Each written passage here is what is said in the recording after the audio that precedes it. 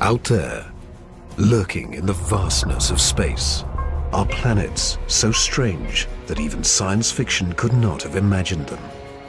For the first time ever, scientists are discovering alien worlds beyond our solar system, places where ice is hot and rain is made of iron.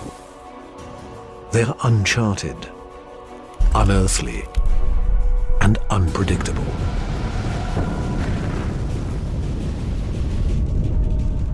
And somewhere, hidden among these strange new worlds, scientists seek the greatest discoveries of all.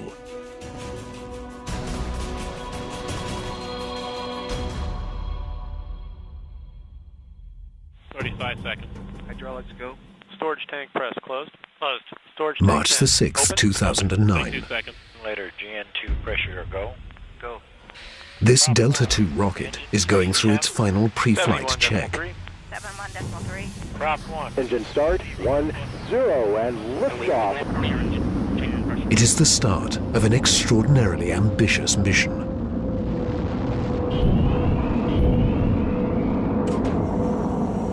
The Kepler Space Observatory is hunting for Earth-like planets within a region of 100,000 stars.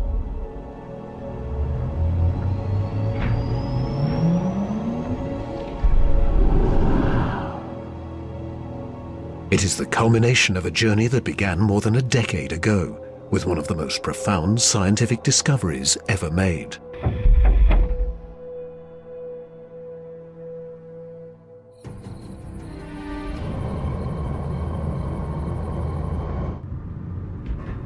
In 1995, Swiss astronomer Michel Mayor and his team make a routine observation of stars in the constellation Pegasus, located 50 light-years away. But the instruments show something strange. One star is violently lurching and wobbling. What we discovered, it's one of these stars have a velocity changing with time. What is powerful enough to disturb a star the size of our sun? Mayor offers a radical answer: a planet. But no one has ever seen a planet around another sun-like star. Problem in detecting planets around other stars is that as a planet orbits a nearby star, that planet gets lost because of its feeble light in the glare of the very bright star. In spite of the odds, Mayor relies on his data and is convinced the wobbles are caused by the gravitational pull of an orbiting planet. When I read this claim from Michel Mayor, I was very skeptical. There had been many false claims of the first planet ever discovered around another star, and I thought to myself, oh boy, here we go again.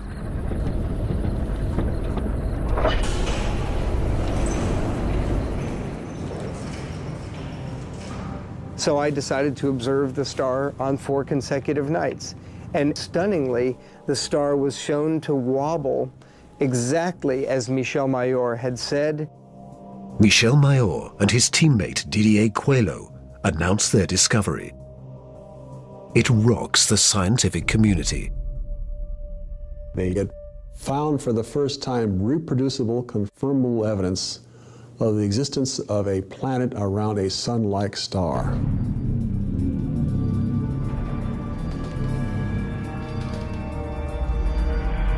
Officially called 51 Pegasi b, the planet is nicknamed Bellerophon in honor of the Greek hero who tamed the winged horse Pegasus. It is a planet that breaks all the rules. Bellerophon roasts in the blazing starlight at temperatures of roughly 1,800 degrees Fahrenheit, almost 1,000 degrees Celsius. It is nearly 150 times more massive than Earth and is a gas giant like Jupiter. A gas giant is a planet made mostly of hydrogen and helium. Only the outer layers are gas, but inside, hydrogen and helium is compressed to huge, huge, huge pressures. It doesn't resemble a gas at all. Unlike anything found in our solar system, this is an entirely new class of planet, what scientists call a hot Jupiter. If you go to Hawaii and see the lava flow there, that's how hot a hot Jupiter is. It's very, very hot. The Earth is a comfortable 93 million miles, or 150 million kilometers away from the Sun. These hot Jupiters are roughly 100 times closer, and so the amount of sunlight that they get is 10,000 times larger. If this represents a star, and this a hot Jupiter is 3 to 4 stellar diameters away from the star. So that would be 1, 2, 3. This is how close a hot Jupiter would be to its star. Hot Jupiters are tidally locked. They present the same face to the star at all times, just like the moon does to Earth. It's going to be permanent daylight on one side and permanent nighttime on the back. If I were stuck on a hot Jupiter, I'd want to be on the back side and hope that some of the heat from the front side facing the star would make its way around the back.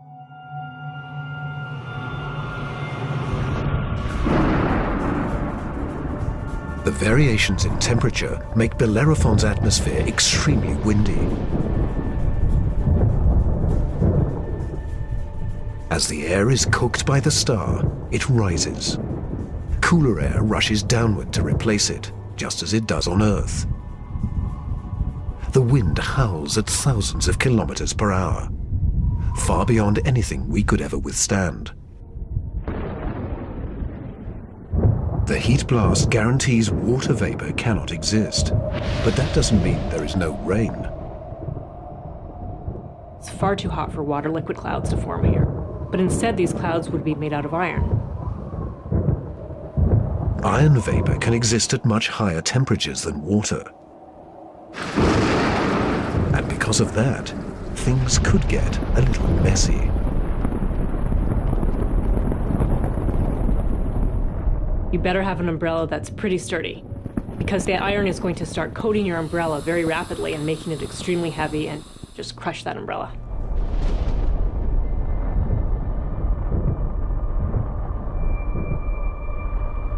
The sky overhead is filled with dancing curtains of color. Charged particles from the nearby star make auroras far more extreme than the northern lights on Earth. There is something else unique about this newly discovered world. Bellerophon orbits its sun in a blistering 4.2 days. No self-respecting planet goes around a star in 4.2 days. None of the planets in our solar system take such a short amount of time. For scientists, the tiny orbit challenges long-held notions of how planets form. The fact that the planet was orbiting every 4 days was a total puzzle until one night in the middle of the night I woke up and said, well, this must be proof that planets migrate inwards. They don't stay put where they are. The key to the puzzle is found in how planets are made. Planets are a byproduct of star formation. When stars form, they have a disk of dust and debris around them, and out of that debris, planets form. Much of what we know comes from the Hubble Space Telescope, as it aims at regions like the Eagle Nebula.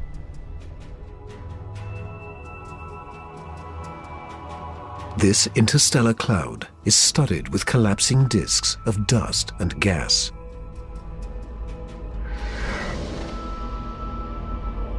A giant clump grows in the center of each disk.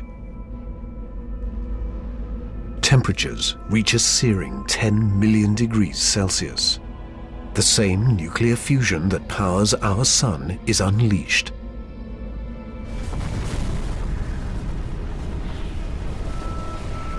The star is born. Radiation from the star generates a stellar wind that sweeps away leftover dust and debris. Some of the dust survives and remains in orbit around the newborn star. Over millions of years, the dust sticks together, forming knots that grow into asteroids, and the asteroids grow into planets.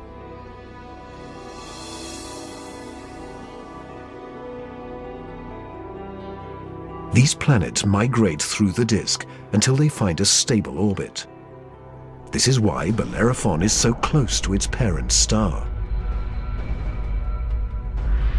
But one newly discovered world has found its stable orbit in a place no planet should ever go.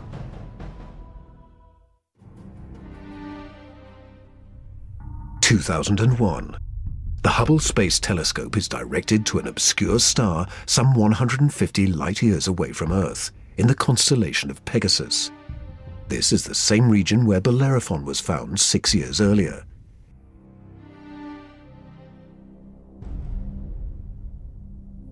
Hubble is tracking another hot Jupiter, discovered by astronomer Jeff Marcy. But this one is different from Bellerophon. You've probably heard of the planet HD 209458b. It's a terrible name.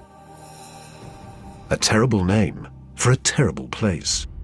HD 209458b has been dubbed by some as Osiris, after the Egyptian god of the dead.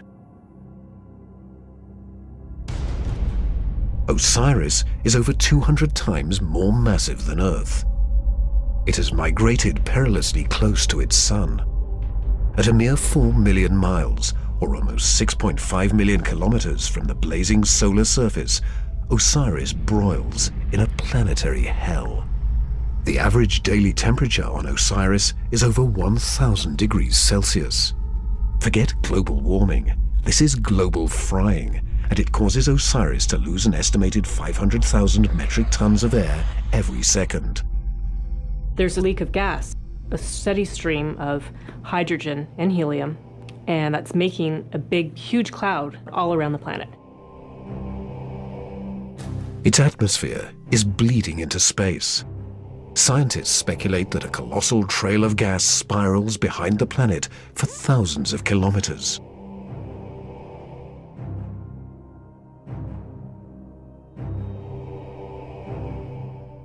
Osiris presents an unprecedented opportunity for astronomers.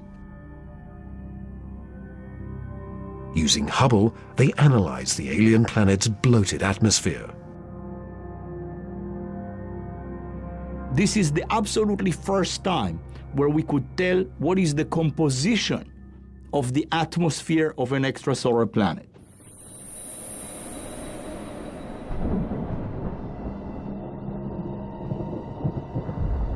Surprisingly, Hubble detects many of the basic chemicals needed for life. Sodium, carbon, hydrogen, and oxygen. But Osiris is far too hot for life as we know it. There may be other forms of life, however, that thrive on higher temperatures. But there's no solid surface as we know it on a hot Jupiter. So this life would have to be just tiny little microbes floating around on aerosols. And on our own Earth, we have life that floats around in our atmosphere. But that life didn't start there. So life almost certainly would not exist on hot Jupiters. Astronomers have discovered many hot Jupiters since Bellerophon was found in 1995. But conditions on these worlds rule them out as places where the drama of life can unfold.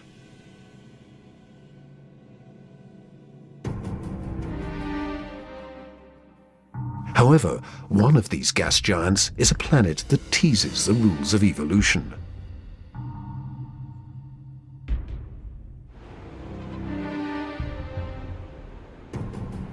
Astronomer Jeff Marcy discovers something shocking about a planet orbiting a star called 16 Cygnus b, located some 70 light-years away in the constellation of Cygnus, the Swan.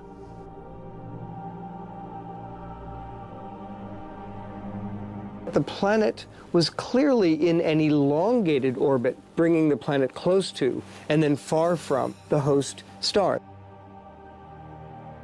And this, of course, defied our expectations based on our own solar system, where all of the planets go around our sun in nearly circular orbits like phonograph grooves in a record. Like a giant yo-yo in space, the gas giant swings back and forth across its solar system. That's like the Earth swooping 25 million miles, more than 40 million kilometers closer to the Sun, then slinging past Mars, all the way out towards Jupiter every year.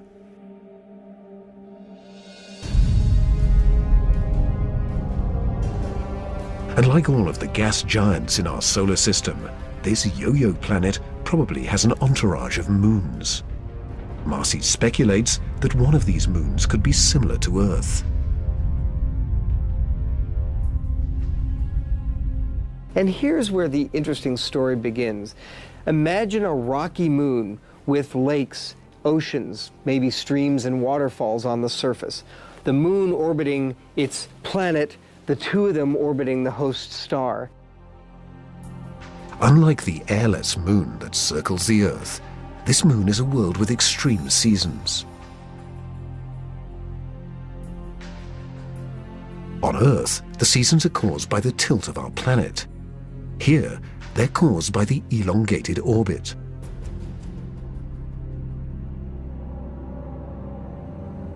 These poor planets that are in these elongated elliptical orbits suffer terrible changes in their climate throughout a year. As they make their closest approach, the yo-yo planet and its moon are blowtorched by the star. Summer begins. The atmosphere on the Earth-like moon is savaged by raging storms. Category 5 hurricanes on Earth are tiny eddies compared to the monster vortexes that form here.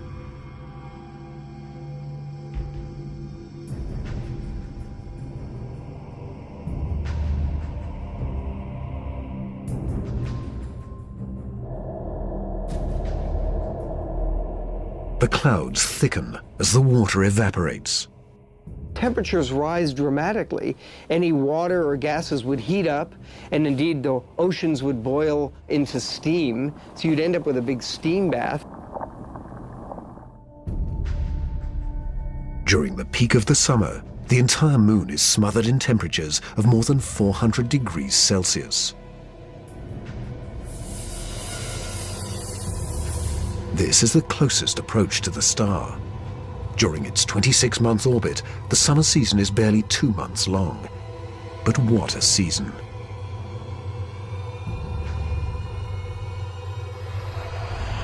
The planet and its moon swing away from the furnace of the star. Temperatures fall to ranges we would find temperate and comfortable.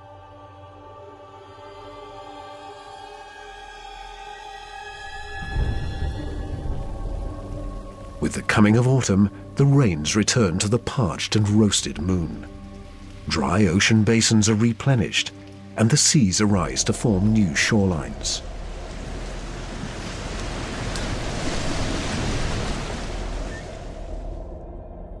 Tranquility prevails as the yo-yo planet and its moon slip into the deep freeze of winter.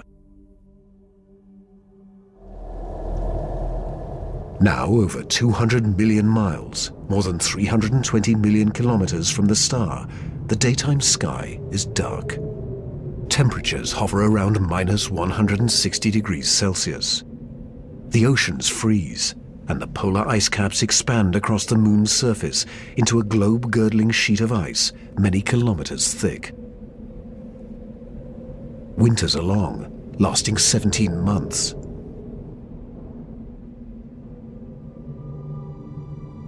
With the coming of spring, the sun looms large in the skies over this hapless moon as the ice cracks and melts violently.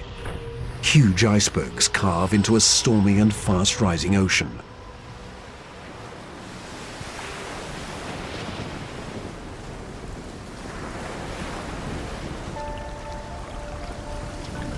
For two preciously short periods, during the spring thaw and the autumn rains, the climate on this Earth-like moon is balmy and comfortable.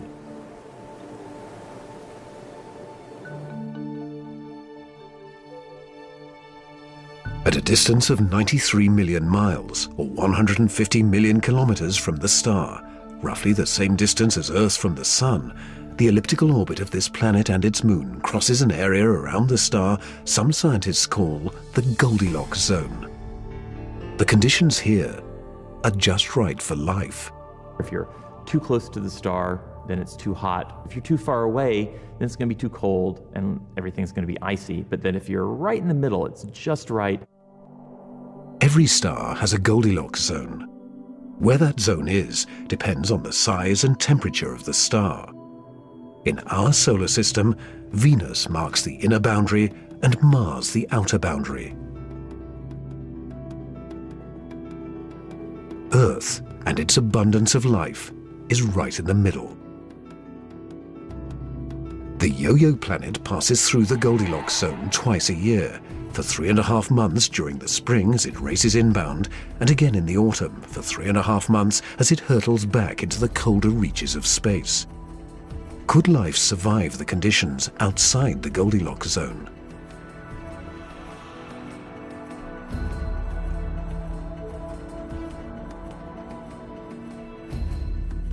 There could be life forms that are smart enough to hibernate, as do animals on the Earth during the winter season. If this sounds fantastic, I offer you the tidal zones on the Earth. On the tidal zones, life proliferates, of course, near the seashore, and they do so despite tides.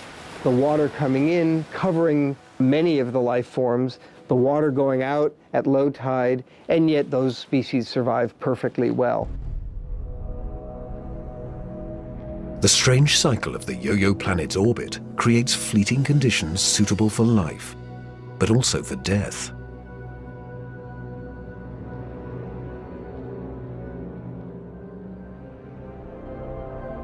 Some alien planets are even more bizarre. Imagine a world that has no star to orbit. Scientists speculate that our galaxy is teeming with rogue planets, adrift in the murky lanes of interstellar space. These are orphaned worlds, planets that are booted from their solar systems by the chaos of planetary migration. Astronomers call such worlds planemos. Planemos are planets without a star. They're just drifting through the galaxy indefinitely. What massive force would it take to kick a planet out of the solar system? When a young star forms with a contingent of planets around it, many of those planets gravitationally interact with each other. They yank on each other, slingshot each other, so that one of them is ejected from the planetary system, voted off the island, if you will. If you were, unfortunately, a resident on a planet that was kicked out by a collision or a near collision with another large object, you'd probably rapidly move out of the habitable zone. There are hundreds of billions of these lost, wayward, poor, wandering planets out in our Milky Way galaxy with no parent star to warm them up. Cold, dark, and quiet. Because planemos have no sun, they are worlds without days or years.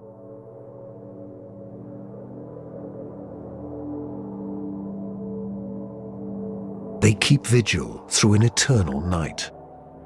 Planemos are solitary wanderers, sentinels of the galaxy.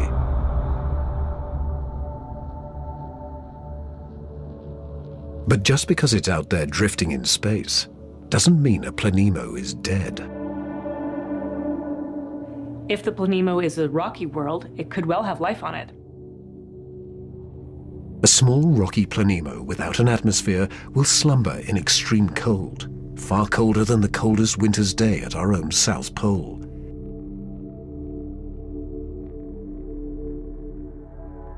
But a planemo large enough to retain an atmosphere traps the heat generated when the planet was first formed. It is the ultimate greenhouse effect. The heat and energy comes from the molten core deep inside the lonely planet.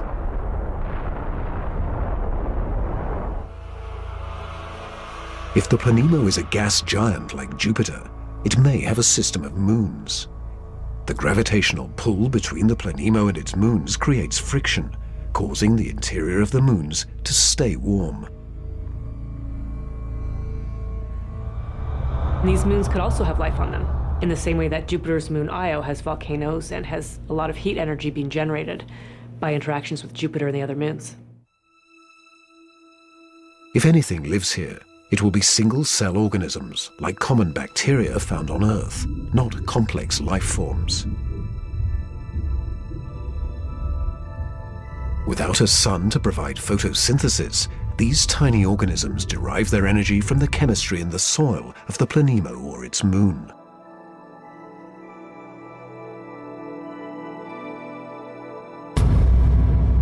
Similar conditions do exist on Earth. Colonies of bacteria are found deep within mine shafts in South Africa.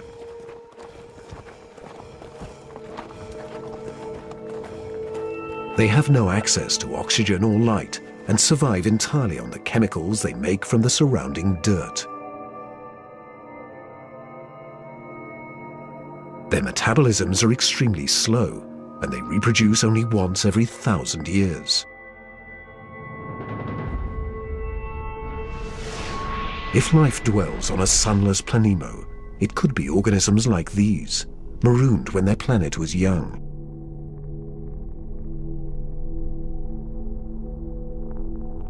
While Planemos slumber undisturbed, one world has been racked by chaotic changes since the dawn of time.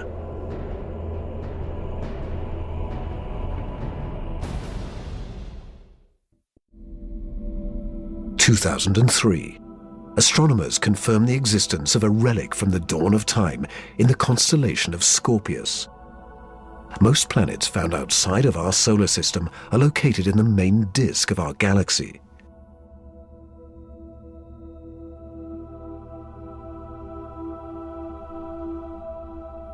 But this world is perched high above the plane of the Milky Way in a cluster of nearly 10,000 primordial stars.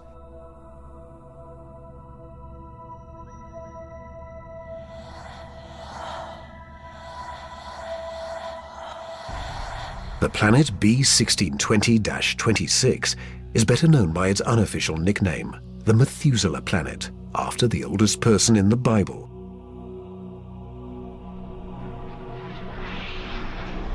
The reason this has been known as the Methuselah planet is because that cluster is about 12 billion years old or so. Earth is a planetary teenager compared to old Methuselah.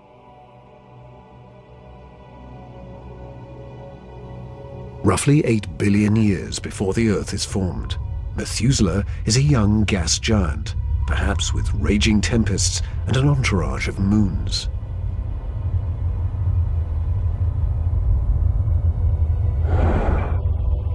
Eons pass, and the winds and the storms abate, leaving behind a peaceful world.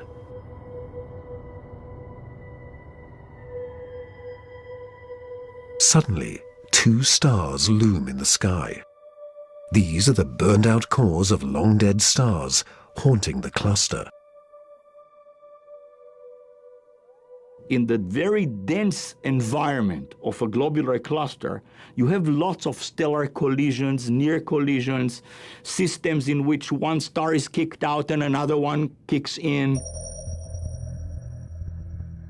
In a cosmic dance of gravity, similar to the migration of planets, one of the stars is kicked out and replaced by Methuselah's parent star.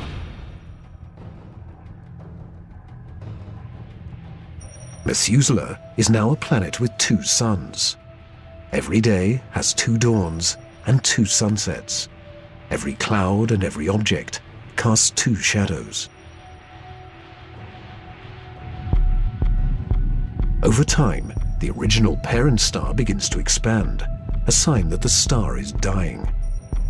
It swells until it becomes a giant red star and spills onto the neutron star. The neutron star devours the red giant.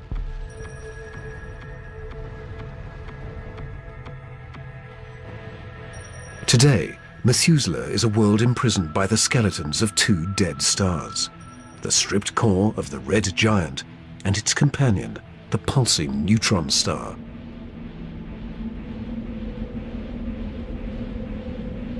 Methuselah is a survivor. But nothing compares to the weird anomaly of a pulsar some 980 light-years from Earth in the constellation of Virgo.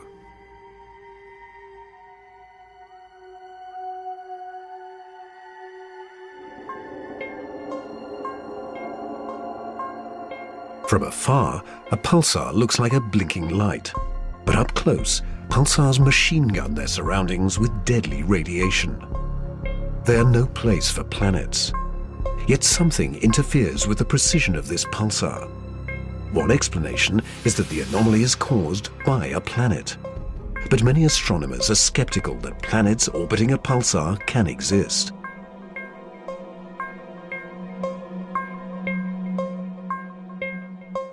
The reason that's a problem is because pulsars are formed in these incredible explosions. When a red giant star explodes, a titanic fireball known as a supernova unleashes as much energy in 1 minute as our sun generates in a lifetime. When a star goes supernova, the shockwave is so immense it's hard to imagine any planet surviving that.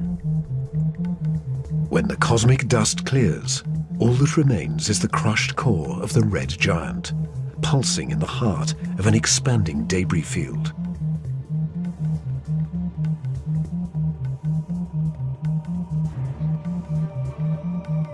Matter blasted from the colossal explosion falls back to the pulsar and forms a disk. Within this chaos, a new world arises, born from fire and destruction, a planetary zombie raised from the carcass of the former red giant star. It's amazing that planets could form in that environment. A planet orbiting a pulsar will give you the feeling of being in a disco bar with a very strong strobe light, which is the pulsar.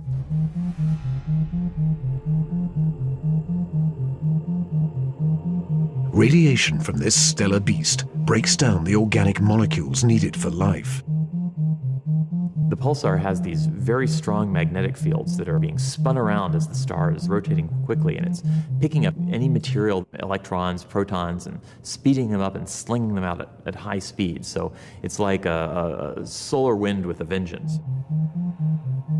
I can't imagine that there would be much of an opportunity for even simple life, microbial life, to emerge and to flourish on a planet around a pulsar. Largely because if you were in the pulse, you'd be severely energized, and if you were not in the pulse, you would be completely devoid of energy. The discovery of pulsar planets shows how new worlds can form in the wake of a star's destruction. No matter where a planet arises, the process of its birth is fraught with danger.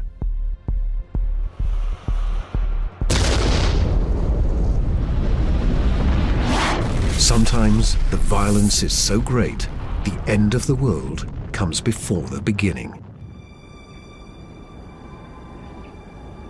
2007, astronomers using the giant Gemini North Telescope make a strange discovery in the Pleiades cluster, some 400 light-years from Earth. A star known only by its catalog number HD 23514 is surrounded by a giant donut-shaped cloud of dust and gas. The star in the middle of the donut shape is about 100 million years old, a cosmic toddler in astronomical terms. Our Sun is 45 times older. The conditions are perfect for planets to form. But spectral analysis finds something strange. The dust is utterly pulverized.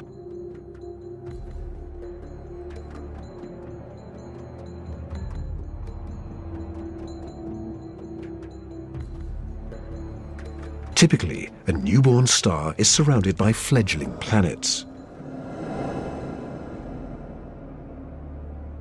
Planets form around the young star in a protoplanetary disk of gas and dust. And then these planets go on their merry way orbiting the star, not realizing that they're in an orbit that's too close to another planet.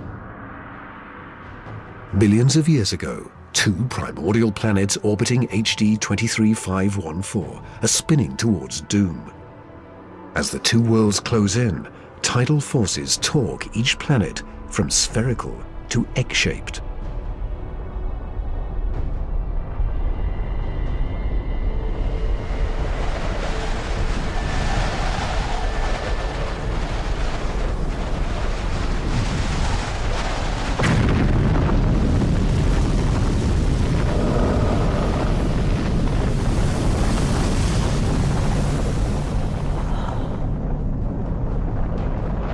The two worlds are annihilated, creating the dust and debris seen around star HD 23514.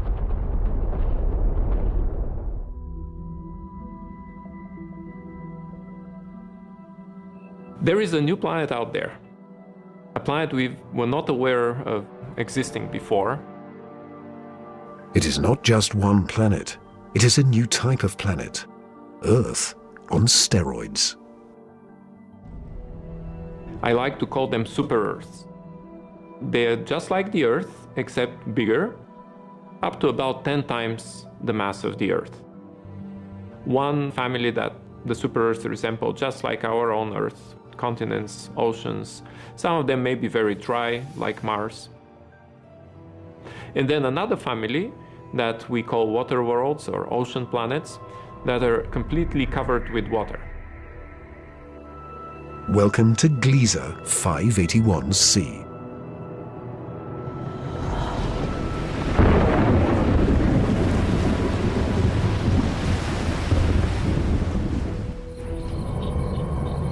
This planet was found by Michel Mayor, and it orbits with two other planets around a very small star. It is only 20 light-years away in the constellation of Libra and is one of the smallest terrestrial planets found beyond our solar system. But that doesn't mean Gliese 581c is small. It's still a super-Earth with 5 times the mass of our home planet. And it is the possibility of finding liquid water that gets scientists excited.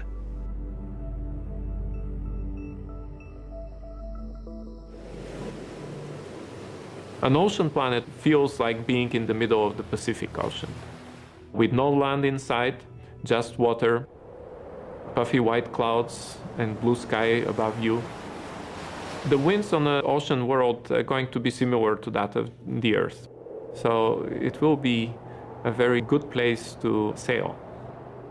The weather's absolutely perfect. Every day you get a clear blue sky, and the sun just stays in the same place.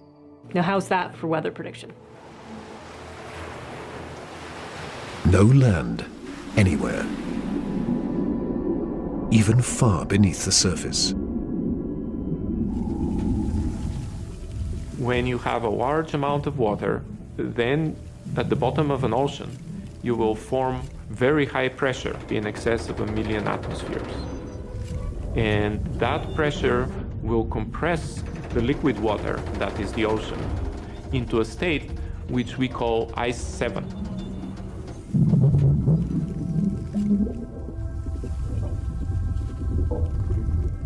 No, it's not like ice in your refrigerator. The molecules of water that are in the ice in your refrigerator are kind of all jumbled up. But if you form ice under very high pressure, then the water molecules can become ordered, they can become aligned.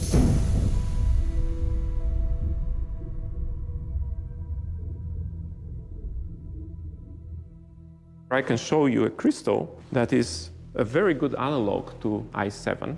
This is halite, also known commonly as rock salt. Ice 7 may exist within our own solar system. Europa, one of Jupiter's moons, may have a mantle of liquid water surrounded by a thick, icy crust. The pressure from the crust is so great that Ice 7 might exist deep within these uncharted seas. If we scale up and thaw out Europa, it may be a water world similar to Gliese 581c.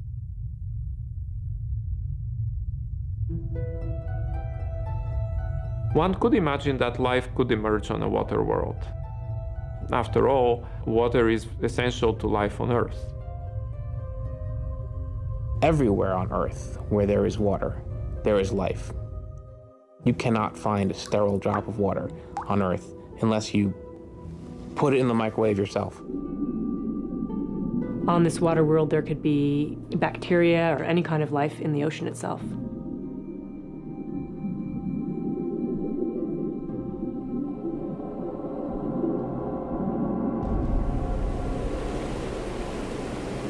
But not all super-Earths are water worlds teeming with life. When we talk about super-Earths, we talked about two major families of mostly rocky with some water and mostly water with an endless ocean. But one has to add to those a third family of probably very rare super-Earths and Earth-like planets, which are called carbon planets.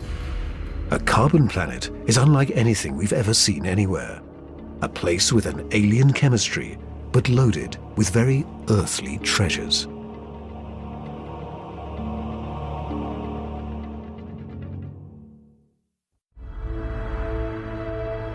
Throughout our galaxy, there are planets which are barren and poor and inhospitable. But science is on the trail of a new type of planet, an entire world of treasure. In our own solar system, in our sun and in all the stars nearby, there's always more oxygen than carbon. But if we think of a place in the universe where there's more carbon than oxygen, then planet formation is very different. Spectral analysis shows carbon to be far more plentiful 26,000 light-years away, near the center of our galaxy. Planets that form here may contain a rich abundance of carbon.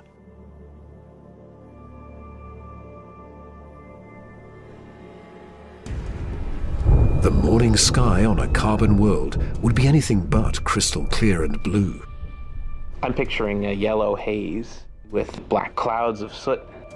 And as you descended farther down in the atmosphere, I could imagine lakes that were made out of compounds like methane or gasoline.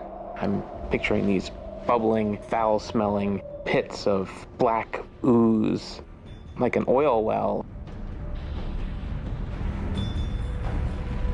With little or no water in the atmosphere, the air is made of carbon compounds.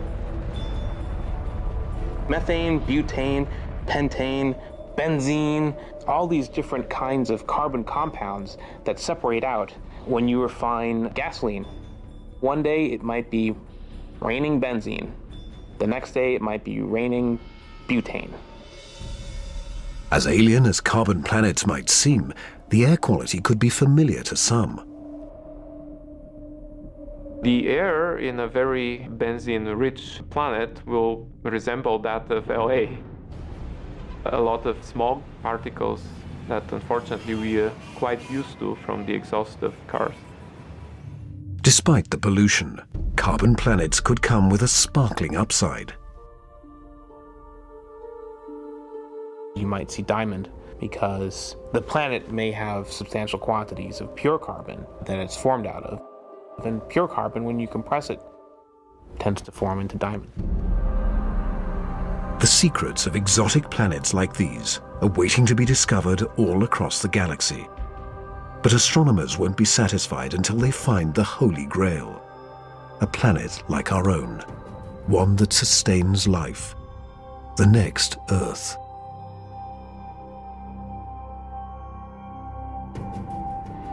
People always ask me, do I think we're going to find another planet like Earth? And I answer, absolutely. Every star is likely to have planets roughly the same size as our Earth. We think that essentially every star has several Earth mass or super Earth mass planets. So if you have, say, 200 billion stars in the galaxy, that may mean there are 400 billion Earths in the galaxy or more. 400 billion Earths. The Kepler Space Observatory is the first instrument capable of finding one of these planets. Kepler is looking at the constellation Cygnus in the night sky at 100,000 stars, taking picture after picture after picture, minute after minute. And the goal of Kepler is simple: to look for stars among the 100,000 that dim. When a star dims slightly, it means a planet is passing in front, blocking some of the light. How long the star dims and how much light gets blocked will tell scientists about the size of the planet and the distance from its sun. A good analogy for this is looking for the dip in the light that you would see from a searchlight if a small moth flew across the searchlight. And so it's a really tiny dip in the light as the planet transits. It is a very powerful technique because it allows you to discover planets that are even smaller than the size of the Earth around stars similar to the Sun. It is a technique that is changing the course of science. We think we may be able to find a planet that is habitable in the next few years. Scientists estimate that the Kepler mission will find a minimum of 50 alien Earths. One of the big questions that anybody looking for life beyond the Earth is facing today is, what if we don't recognize life even though we discover it? Conditions on an alien Earth may cause life to evolve differently. My hope is that we'll see some sign that will make our hairs stand up on the back of our necks. Whatever that sign is, it will be the first chapter of the greatest scientific story ever told.